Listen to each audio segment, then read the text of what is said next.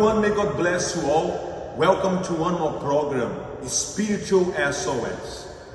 I came here to this program to explain to you what will be happening from this coming Sunday, the special 7 Sundays of the open doors, the 7 gates of Jerusalem, the blessing of the 7 gates. And each gate there is a very great meaning that you'll be learning throughout of these weeks from 9th February till 30th of March.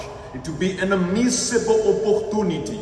You who have been facing many obstacles, challenges in your life, the doors have been closed for you, you are unhappy, you are broken, you are lost, you are facing a miserable life perhaps. I want to encourage you to join us this coming Sunday for the beginning of this great chain of faith. For the very first time, yes, it never happened before in the Universal Church the way that you'll be having starting this coming Sunday. Look what the Bible says, the book of Isaiah chapter 60 and verse 11. Therefore, your gates shall be open continually.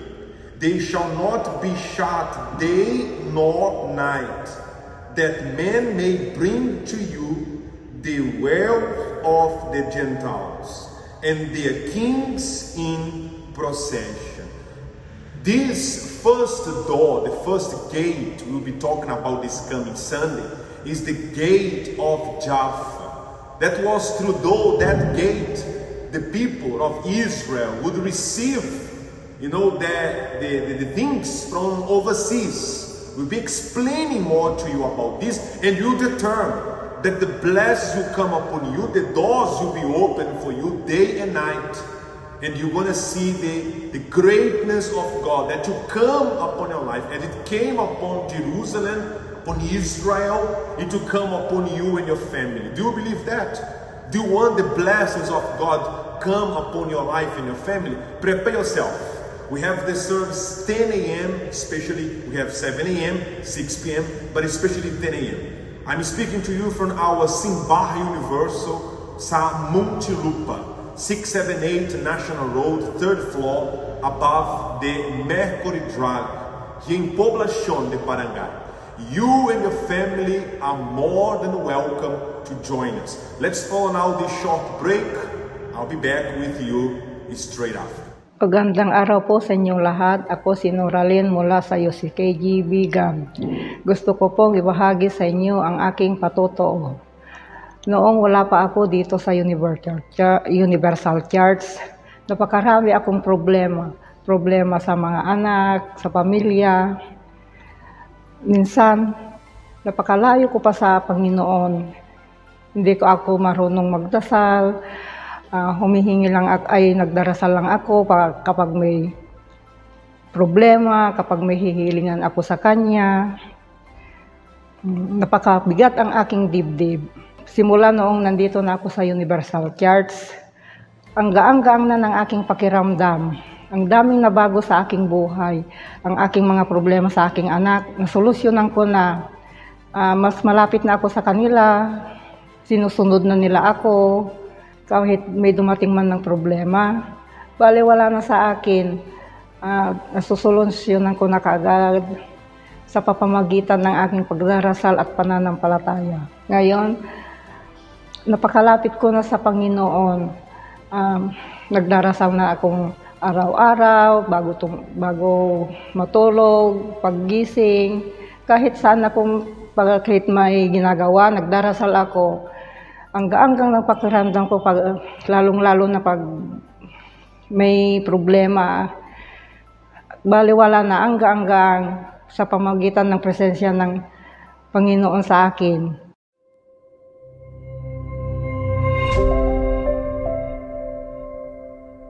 Well, this is the card that people they are receiving to join us this Sunday, starting this coming Sunday. The card of the 7 gates of Jerusalem. It will be an unmissable event, an unmissable chain of prayer for this couple of weeks, throughout of February and throughout of the month of March. You who want to be blessed, you who want to break through in 2025, come and join us. Regardless your religious, your background, your tradition, you are more than welcome to join us for the doors being open and you experience the power of the living God. For you to know more about the address of our church, we have here in Muntinlupa, as I told you, the third floor above the Mercury Drive in Poblacion, Muntinlupa City, the National Road 678. For more information, you can give us a call. Our helpline number is available, or you can visit our official website.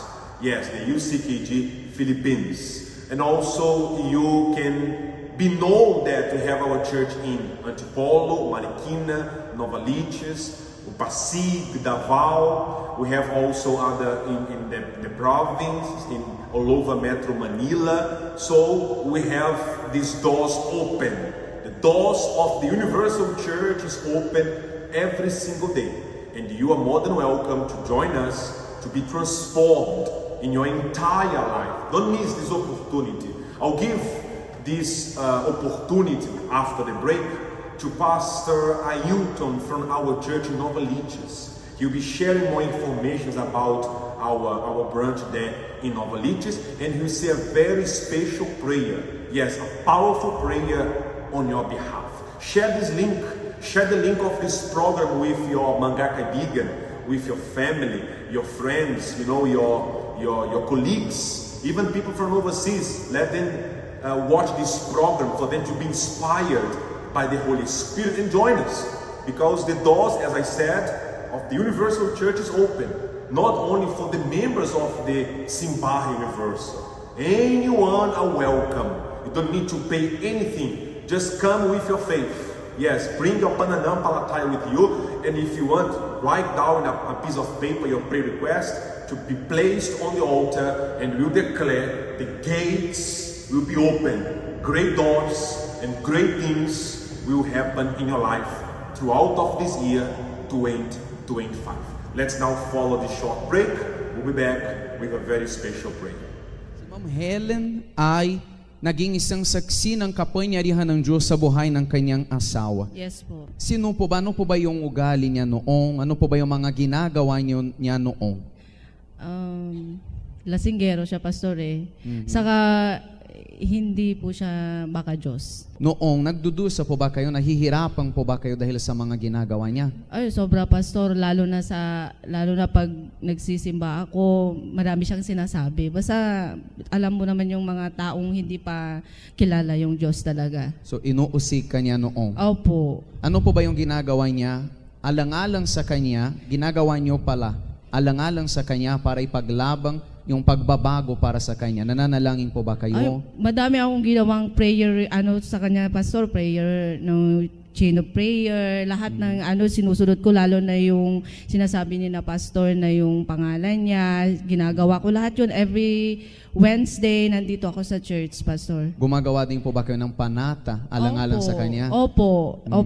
Pinag-pray ko Nagsasakripisyo. talaga dito sa altar, sa kanya. Tapos, alam nating na kahit kayo ay nananalangin noong, alang-alang sa kanya para sa kalayaan niya, merong pong nangyari sa kanya na hindi maganda.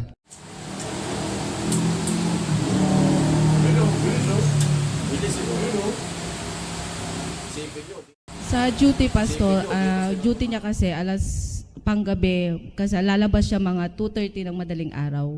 Tapos anong nangyari sa kanya? Nakipag-inuman daw po. Mhm. Tapos, lumabas sila ng mga kakatrabaho niya. Nagulat na lang ako, may pumunta sa bahay namin na barangay official na sinasabi yung 50-50 na daw po siya sa ospital. So humantong po pala sa 50-50 yung Opo. kalagayan niya. Wala na po siyang malay kasi hindi po siya magising. Mhm. So sa araw na po yan pumunta doon si pastor sa ospital? Opo. Pinahirang siya ng banal na langis ni Opo. pastor, tama? Opo. Doon mismo sa hospital? Opo. Tapos, bawal po siya talaga tumayo kasi bawal daw maano yung ulo niya. Pero sabi niya, pagkaalis ni pastor sa ospital, sabi niya sa akin, magsi-CR daw po siya. Sabi ko, hindi pwedeng tumayo. Pero pinilit niya, pastor, nakalakad po siya. Sa pamamagitan ng pagpapahid ng langis, On the spot, doon, nangyari na din yung pagbabago sa pangangatawan niya. Tama po? Opo. Saka yung x-ray niya, yun din po yung pinagtatakahan ko. Kasi sabi ng doktor, na may nabali dito sa front na yung ribs niya, may natamaan. Kaya pag bumangon nun, kahit uminom na ng tubig, talagang inaano ko siya, inaalalayan ko siya para makainom ng tubig. Pero nung after, di ko alam, basta sabi nga niya, nakabangon siya, pastor, nakabangon siya. Tapos, nung in-x-ray sila ulit, 2 beses din po siya pina-CT scan. Sabi ng doktor, pwede na umuwi si Bunyel. Yun po yung pinakamagandang regalo sa amin po. So, himala talaga yung nangyari. Tingnan nyo. At mula noong, nung pinahirang siya ng banal na langis, sino po ba na ano yung mga pagbabago na nangyari sa kanyang pag-ugali, pamumuhay? Sino si Kuya Mark na Marunong na po siyang magdasal. Na nagsisimba din po ba siya? Opo, every Saturday po, sumasama po siya, nag-evangelize po siya. Tapos, nung pagkatapos ng nakalabas kami ng ospital, first Sunday niya, nag-attend siya dito. Tapos, next Sunday, nagpabautis na po siya. Sa tubig? Sa tubig po. So, simula sa pagpapahid na po yan ng banal na langis? Opo, saka prayer po talaga. Masasabi mo talaga na binago ng Diyos yung buhay niya? Sobra, pastor. Na yung uminong pa rin po ba siya? Hindi na po. Nagbabarkada pa ba? Hindi na po. So, yung pagpapahid po na yan ng banal na langis at yung pagdala nyo din sa Kanya, sa Panginoong Diyos, ay talaga po naging mabisa. Sobra, pastor. Saka wala po talagang imposible. Paglaban lang po natin yung ating pamilya.